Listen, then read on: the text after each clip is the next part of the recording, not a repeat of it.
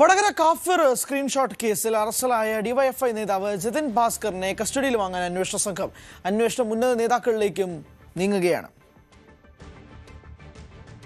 MS Aneesh കുമാറുണ്ട് വിശദാംശങ്ങളുമായി.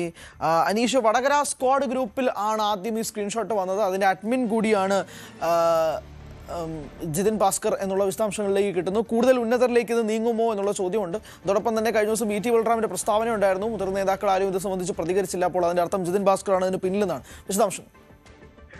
കഴിഞ്ഞ ലോക്സഭാ തെരഞ്ഞെടുപ്പിൽ ഏറ്റവും വിവാദമായ ഒരു വിഷയമായിരുന്നു ഈ കാഫിർ സ്ക്രീൻഷോട്ട്. ശൈലജ ടീച്ചർക്കെതിരെ എന്ന പേരിലാണ് മുസ്ലിം ലീഗിന്റെ അല്ലെങ്കിൽ MSF നേതാവായ കാസിം എന്നയാളുടെ പേരിൽ പ്രചരിക്കപ്പെട്ട ഈ സ്ക്രീൻഷോട്ട് പിന്നീട് അന്വേഷണം ആരംഭിക്കുകയും അത് ചില DYFI നേതാക്കളിലേക്ക് എത്തുകയും ചെയ്തു. എന്നാൽ പിന്നീട് ആ അന്വേഷണം നിലച്ചു പോവുകയും യഥാർത്ഥ കുറ്റക്കാരിലേക്ക് എത്താൻ കഴിയുന്നില്ല എന്ന് ചൂണ്ടിക്കാട്ടി പോലീസ് കോടതിയിൽ റിപ്പോർട്ട് നൽകുകയുമായിരുന്നു. പിന്നീടാണ് UDF സർക്കാർ അധികാരത്തിൽ വരികയും കുറ്റ്യാടിഎംഎൽഎയായ പാറക്കൽ അബ്ദുള്ളയുടെ നിവേദനത്തിന്റെ അടിസ്ഥാനത്തിൽ ഒരു പ്രത്യേക അന്വേഷണ സംഘത്തെ നിയോഗിച്ച് ഈ കേസിൽ വീണ്ടും അന്വേഷണം നടത്തിയത്. ഈ കേസുമായി ബന്ധപ്പെട്ട് നേരത്തെ അവസാനം അന്വേഷണം എത്തിയിരുന്ന DYFI നേതാക്കളടക്കമുള്ളവരെ വീണ്ടും ചോദ്യം ചെയ്തു. അങ്ങനെയാണ് വടകര സ്ക്വാഡ് എന്ന ഗ്രൂപ്പിൽ നിന്നാണ് തങ്ങൾക്ക് ഈ സ്ക്രീൻഷോട്ട് ലഭിച്ചതെന്ന മൊഴി ആ നേതാക്കൾ നൽകി. പിന്നീടാണ് ഈ വടകര സ്ക്വാഡിൽ ആരാണ് ഈ സ്ക്രീൻഷോട്ട് ആദ്യം ഷെയർ ചെയ്തത് എന്ന പരിശോധനയിലേക്ക് പോലീസ് കടന്നത്. അങ്ങനെയാണ് ജിതിൻ ഭാസ്കർ എന്ന DYFIയുടെ വടകര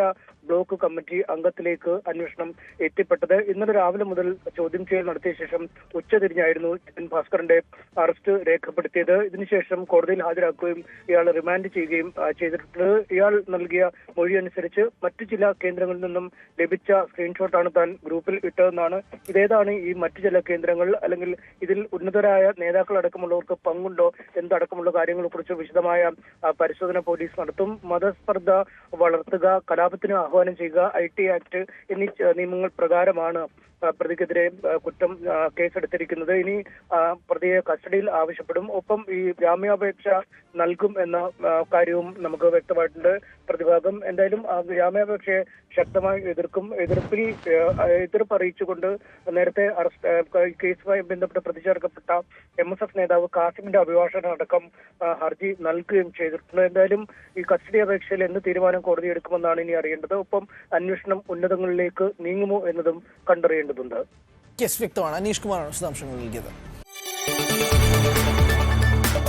കൂടുതൽ വാർത്തകൾക്ക് News 18 Keralam YouTube channel subscribe ചെയ്യുക.